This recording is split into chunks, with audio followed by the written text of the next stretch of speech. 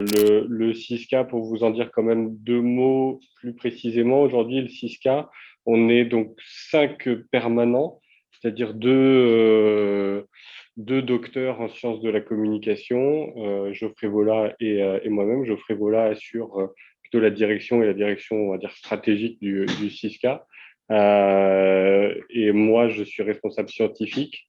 On a aussi un graphiste, un facilitateur graphique, une animatrice des dynamiques collaboratives et participatives, et un coordinateur plutôt administratif et financier. Donc ça, c'est pour l'équipe permanente, on va dire. Et on est aujourd'hui, le 6K a une soixantaine d'adhérents sur tout le territoire puy-de-dômois, pour lesquels on travaille. Et parmi ces adhérents-là, un certain nombre ont contractualisé avec l'université et le 6K des bourses de doctorat chiffres.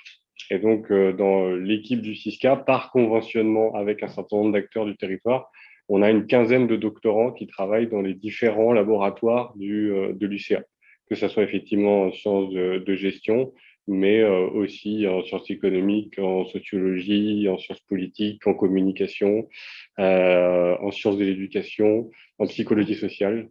Voilà. En psycho aussi. Oui, tout à fait. Ouais, ouais, tout à fait. Thibaut. Donc voilà, on a du coup une équipe qui est par conventionnement quand même une équipe assez importante.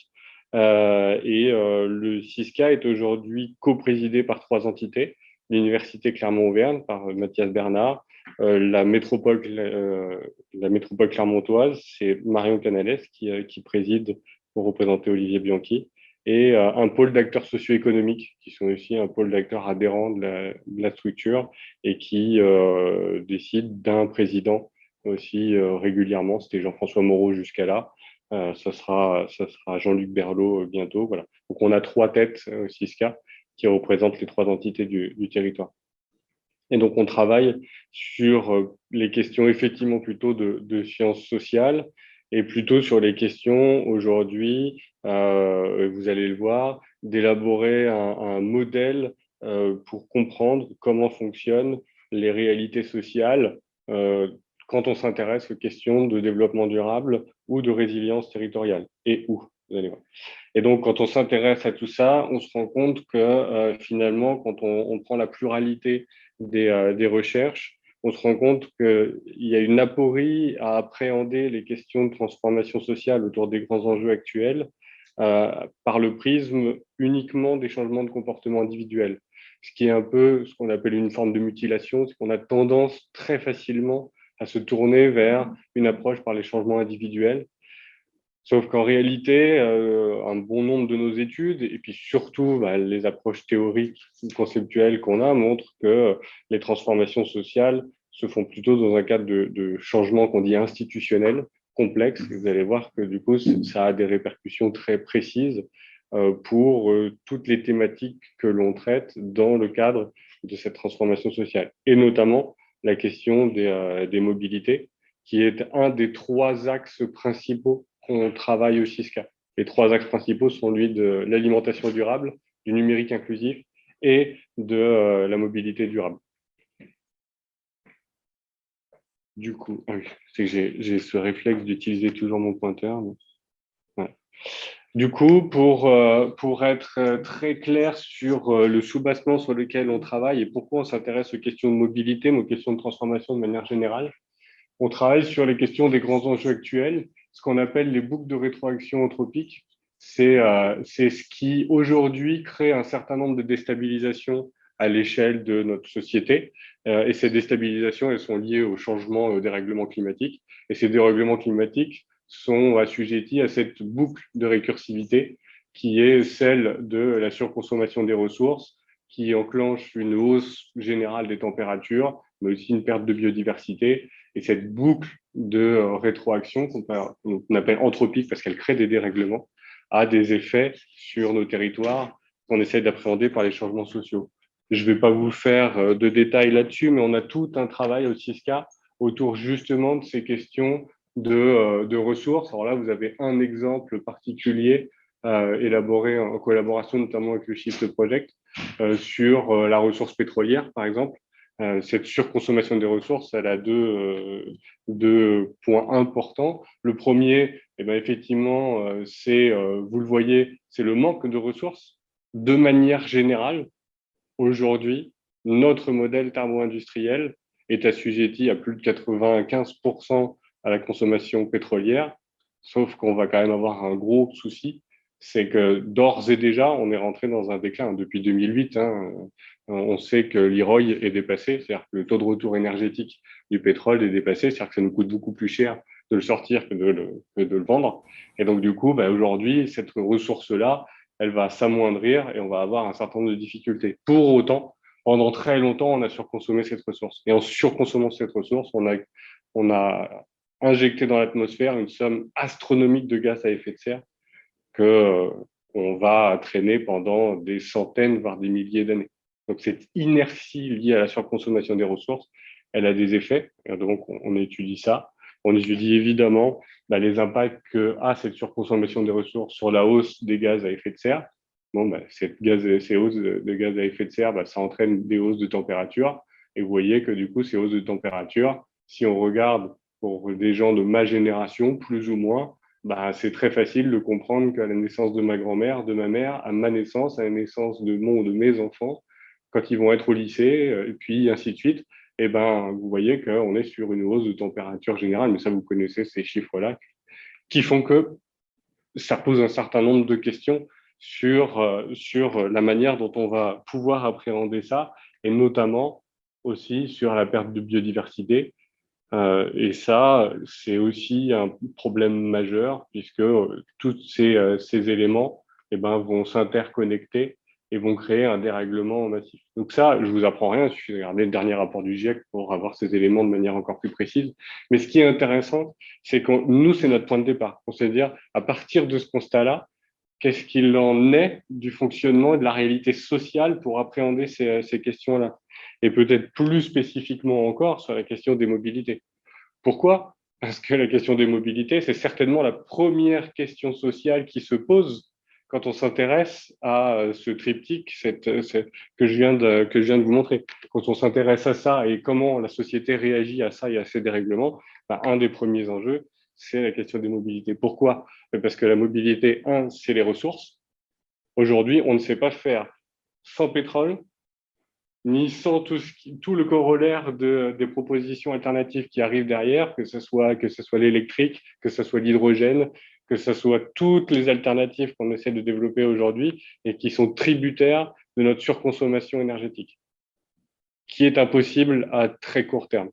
Donc on est dans cette impasse-là qui fait que cette question-là est absolument essentielle et on voit qu'effectivement, on a un certain nombre de questions à se poser au niveau des mobilités et que en regardant ce graphique-là, on se rend compte que finalement, les changements de comportement individuels ne vont pas, par leur somme, rectifier l'ensemble des enjeux de ces questions-là. C'est-à-dire que les questions sociales doivent s'appréhender non pas par les changements individuels, mais par des changements collectifs et institutionnels qui vont pouvoir prendre en compte l'ensemble de ces enjeux autour du changement de l'autosolisme, comment on sort de sa voiture seul ou comment on sort de sa voiture complètement pour faire autrement, mais comment on change nos modalités de transport routier, le transport aérien évidemment, les transports fluviaux parce qu'effectivement c'est aussi un problème. Ouais, ça pose effectivement un certain nombre de problèmes. Et donc, la question qu'on se pose, c'est de se dire ce modèle thermo-industriel et les questions de mobilité qui y sont directement liées, comment il est appréhendé dans la réalité sociale. Il est appréhendé justement par ce qu'on appelle la construction sociale, c'est que ce modèle-là est une construction. Ce n'est pas quelque chose d'inné, c'est un acquis social qu'on a construit. Ce modèle est une construction liée à nos imaginaires, à nos envies, à nos intentions, à nos capacités à produire des organisations sociales liées au modèle, notamment de surconsommation des ressources.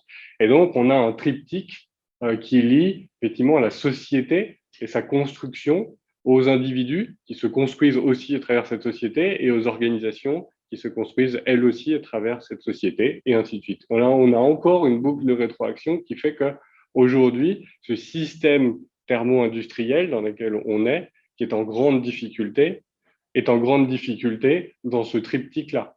La société, les individus et les organisations se posent de manière concomitante la même question. Et donc, c'est une construction sociale. Les changements à venir, c'est une construction sociale qui doit se travailler à cette échelle-là, entre la société et ce qu'elle est capable de construire, avec les individus qui la composent, mais aussi les organisations. Et c'est dans ce dialogue triptyque, on dit complexe. Alors, ceux qui connaissent Edgar Morin et l'approche par la complexité reconnaissent cet tétralogue, ces manières d'appréhender la complexité physique, mais aussi sociale et anthroposociologique par ce tétralogue. Bon, on va retrouver cette construction sociale dans cet enjeu. Ce qui veut dire que c'est extrêmement complexe de s'intéresser à ces changements sociaux. Parce que quand on s'intéresse à ce tétralogue, rien que la société est un enjeu d'une complexité phénoménale. Les individus sont aussi des individus esselés d'une complexité énorme. Nous-mêmes, chacun d'entre nous dans cette salle, nous avons une histoire, nous avons des relations sociales, nous avons une complexité innante liée à notre activité sociale qui est importante. Et les organisations, l'intervention qui vient d'être faite le montre, c'est d'une complexité, elle aussi, importante. Donc, ce qui nous intéresse, nous, c'est de se dire, ces changements liés aux enjeux de la construction sociale sont des changements que nous, on appelle des changements institutionnels, qui ne déclassent pas les changements de comportement. C'est pas parce que la transformation sociale ne se fait essentiellement que par la construction sociale que ça déclasse les changements de comportement individuels. On est bien d'accord. Mais en tout cas, c'est une dialogique plus riche de s'intéresser au changement social par le changement institutionnel et le changement de comportement. Le changement institutionnel, c'est ce tétralogue. Et dans ce tétralogue, c'est le changement de la société par le changement de ses représentations. C'est ce qu'on a dans la tête, c'est nos imaginaires, et le changement des pratiques. Quand on touche aux représentations et aux pratiques, on touche à la société. Et ce tétralogue-là, c'est ce qu'on appelle le changement institutionnel. Ce changement institutionnel est une co-construction historique.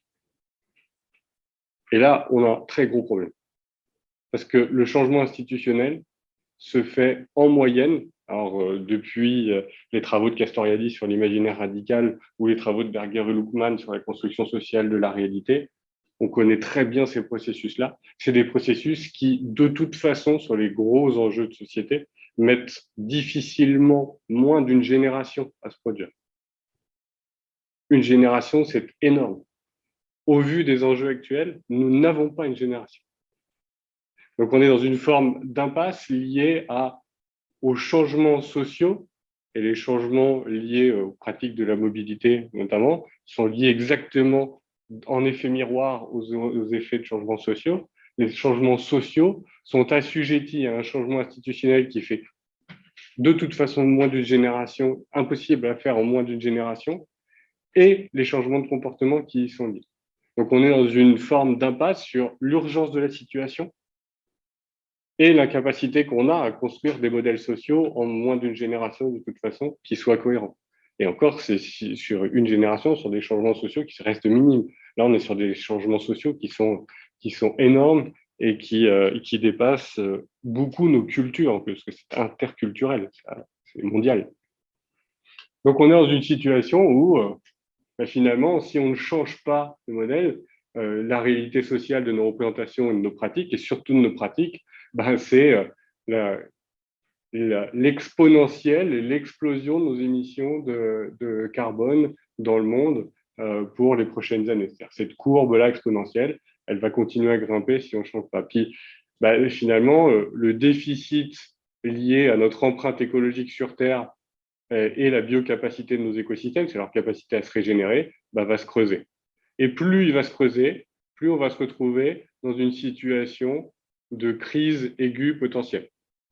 Ce qui veut dire qu'aujourd'hui, quand on s'intéresse au changement social, on a deux grandes stratégies qui apparaissent. Pour atteindre le tétralogue sur le changement climatique, notamment, on va avoir une première stratégie qui s'appelle l'atténuation, c'est-à-dire comment on fait pour limiter les gaz à effet de serre et donc limiter la hausse de température. Et la deuxième stratégie est une stratégie d'adaptation qui dit, dans une situation comme celle-ci, là, vous reconnaissez un rapport Meadows qui explique très bien depuis les années 70, il a été réactualisé 4 fois, qui explique ce qui nous attend pour les prochaines années. Là, dans ce cas-là, ce modèle-là dit les crises sont inévitables. Donc, on ne peut plus considérer l'enjeu climatique uniquement par les enjeux de développement durable, c'est-à-dire l'atténuation, comment on limite la hausse de température. On est obligé d'accepter qu'il va falloir s'adapter aux crises qui vont être liées au fait que de toute façon, on aura beaucoup de mal à limiter la hausse de température, on aura beaucoup de mal à limiter notre surconsommation de ressources, on aura beaucoup de mal à changer nos comportements assez vite pour pouvoir affronter les situations. Donc, on va vivre des crises de plus en plus aiguës et de plus en plus fortes. Aujourd'hui, sur une étude territoriale qu'on mène depuis un peu plus d'un an, donc avec l'ensemble des doctorants notamment, et puis les chercheurs avec lesquels on travaille, il est évident, on va sortir un rapport là en novembre, il est évident que cette stratégie d'atténuation, elle est assez bien ancrée dans les mémoires. Cette stratégie-là est absolument inexistante. Aucun territoire, il y a une commune sur le territoire Puy-de-Dôme qui a entamé une réflexion assez profonde sur cette question-là. Une commune, Orsine. C'est la seule qui a officiellement entamé cette réflexion-là. Et sinon, on n'a aucune réelle stratégie d'adaptation, sauf éventuellement un petit peu chez les acteurs socio-économiques. Mais un acteur comme Michelin, par exemple, dans sa prospective mondiale, a 4 personnes sur ces stratégies-là.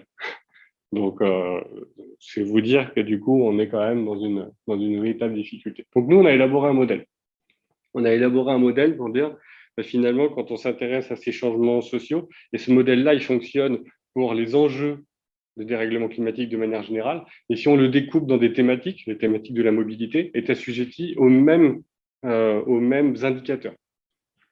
Et ce modèle-là, vous voyez, on le fait fonctionner finalement de la même manière par des boucles tétralogiques, c'est-à-dire qu'on va s'intéresser dans un premier temps à la capacité qu'ont les individus, les organisations ou la société à avoir un haut niveau d'information et des imaginaires, des récits en capacité de prendre en compte les enjeux actuels, soit dans une stratégie d'atténuation, soit dans une stratégie d'adaptation.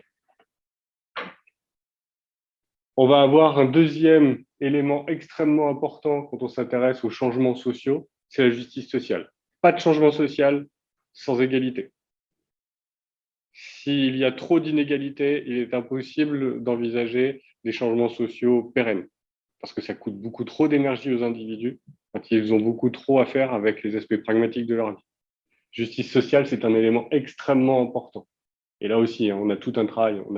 On a une équipe qui travaille sur ces questions-là. Sur les imaginaires, on travaille avec le Grand Clermont, notamment sur un programme de recherche-action et la métropole.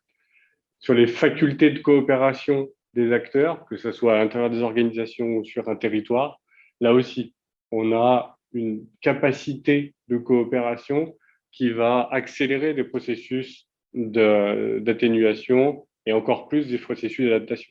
Et plus on a un tissu de coopération fort dans une organisation ou un territoire, plus il est en capacité d'affronter une crise. Donc c'est un élément extrêmement important du changement social, les capacités de coopération. Et finalement, ces trois entités-là, elles vont être liées à la santé sociale, et de manière générale, c'est les aspects sanitaires, c'est la bonne santé d'une organisation, la bonne santé d'un territoire, est très liée, on le constate, au niveau d'information qu'ont les individus, à la justice sociale et aux facultés de coopération, à la solidarité. Et quand on a ces trois éléments-là, on a une santé sociale qui est plus importante. Une santé territoriale, donc on est sur un échelon plus large et lié au niveau d'organisation des collectivités ou des organisations. Et là, le niveau d'organisation, ça veut dire quoi? Ça veut dire que est-ce que les décideurs, est-ce que les différents strates de décision dans une organisation ou une collectivité ont pris en compte les enjeux et sont en capacité d'adapter leur activité quotidienne. Donc le niveau d'organisation, là on travaille beaucoup avec la science de gestion là-dessus, le niveau d'organisation, c'est vraiment constater si oui ou non les personnes qui travaillent dans les organisations, dans les collectivités, ont ces stratégies-là en tête. C'est souvent assez faible quand même à ce niveau-là. Un autre élément extrêmement important du changement social, du changement institutionnel, c'est le cadre légal. Pourquoi? Parce qu'il est contraignant. Le cadre légal, il peut vraiment avoir un effet de pousser là où les imaginaires ne sont pas encore enclenchés. Là où on n'a pas encore les éléments de transformation sociale qui sont aptes, des fois, le cadre légal peut pousser des choses. Et on a des cadres légaux. Aujourd'hui, la France s'est dotée de 2 stratégies fondamentales liées à l'Europe. C'est justement une stratégie d'atténuation et une stratégie d'adaptation à 2050. Les deux sont des projets de loi inscrits au Parlement et qui ont été traités et qui offrent des cadres légaux très contraignants, qui sont jamais respectés, mais en tout cas qui existent.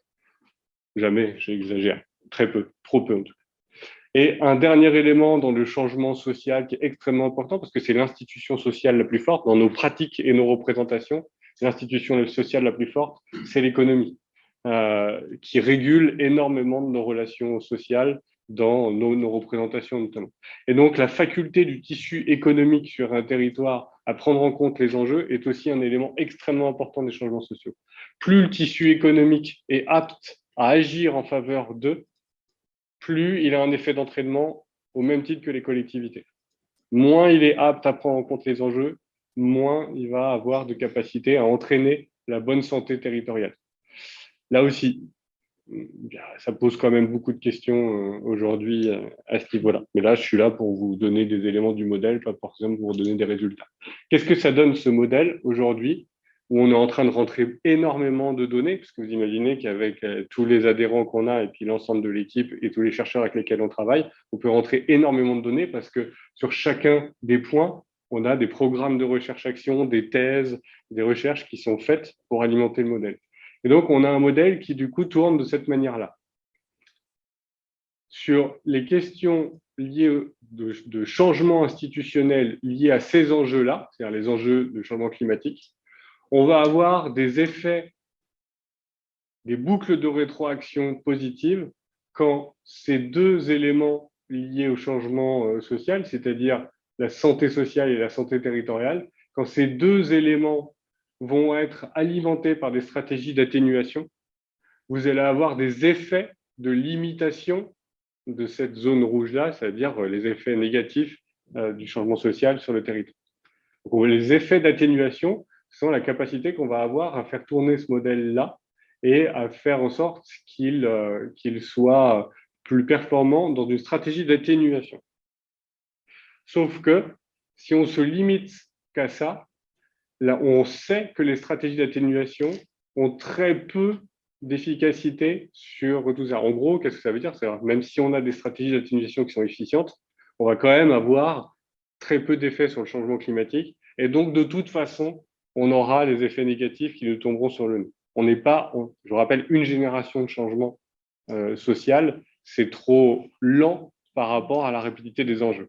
Donc, ces stratégies-là, même si elle est efficiente, elle n'est pas suffisante. Il faut absolument coupler dans le changement social, la réalité sociale, elle est absolument couplée aux effets de crise aussi, et donc aux stratégies d'adaptation.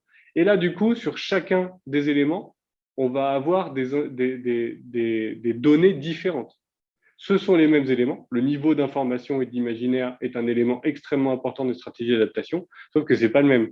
Ce n'est pas le même quand on est dans une dynamique de durabilité, l'atténuation, du développement durable, dire, voilà, on va se changer petit à petit pour avoir un monde meilleur. Ce n'est pas du tout pareil d'avoir cette information-là et cet imaginaire-là que l'imaginaire qui dit on va vivre des crises extrêmement graves. Le Covid, c'était l'apéritif. Et vous allez voir ce qui va nous tomber dessus les prochaines fois. Ça va faire mal, il va falloir être prêt. Vous voyez, je caricature, mais c'est quand même pas du tout la même manière de se projeter dans le futur. Mais pourtant, les deux sont nécessaires. On ne peut pas être que dans l'approche par la crise, parce que sinon, on fait des bunkers, on se met tous dedans, puis on attend que ça tombe. On est forcément obligé d'avoir ces logiques d'atténuation. Mais si on n'a que ces logiques d'atténuation, on n'a pas d'effet réel. Les effets réels sont cumulatifs. C'est pour ça qu'on parle de changement social complexe. C'est que c'est l'ensemble de cette machine-là qui doit se mettre par effet rouage en route ensemble pour pouvoir avoir un effet potentiel sur la limitation du changement climatique et sur l'adaptation aux crises qu'on vivra inévitablement. Donc le changement social, la réalité sociale aujourd'hui, c'est ça. Et si on prend exactement ce même modèle et qu'on l'adapte à la question de la mobilité, ça fonctionne exactement de la même manière. On prend les acteurs de la mobilité, qui sont plus forcément les acteurs du territoire au sens large, mais on prend les acteurs de la mobilité et les enjeux de la mobilité. Quand même, c'est l'enjeu premier de ça. On prend ce modèle-là et on regarde le niveau d'information, les facultés de coopération, la justice sociale. Enfin, la mobilité, la justice sociale, je peux vous dire que c'est vraiment un point important. Le niveau d'organisation, quand on s'intéresse aux organisations qui travaillent sur la mobilité, c'est extrêmement important de voir leur niveau. Je prenais l'exemple de Michelin tout à l'heure, c'est pas rien. Le cadre légal, les facultés du tissu économique, bon, tout ça, on le prend, on l'adapte à la mobilité et on regarde ce qui se passe. Et là, du coup, on a tout un travail. On avait débuté un travail d'ailleurs avec Anne Cromaria qu'on n'a pas pu continuer dans les modalités qu'on avait débuté. En tout cas, il va se poursuivre. Et on fait un travail sur les questions de mobilité en appréhendant ces questions-là. Donc aujourd'hui, le modèle sur la réalité sociale liée aux enjeux et notamment aux enjeux de mobilité, il est celui-là et c'est celui qu'on va faire tourner pendant les 3 prochaines années pour mettre de la donnée à l'intérieur. Je pense que du coup, je suis là. Alors, vu que j'avais peu de temps, je vous présente vraiment les choses de manière un peu brute comme ça. Euh, pour information, je crois que ça sera en visio, mais j'interviens ce week-end à Grasse dans le cadre de la Convention citoyenne. Vous savez que la Convention citoyenne poursuit son travail. C'est constitué en association. Ils poursuivent leur travail. Ils font une tournée en France. Et dans ce cadre-là, je suis invité à faire une conférence sur ce modèle et sur la complexité dans les changements sociaux, qui sera beaucoup plus longue et beaucoup plus fournie. Elle sera certainement en visio. Il suffit de regarder Convention citoyenne Grasse, il y a plein de sites, il y a plein de relais médiatiques. Donc vous verrez ça et il y aura du coup plus d'éléments parce que là, j'ai fait ça de manière un peu rapide et lapidaire. Voilà.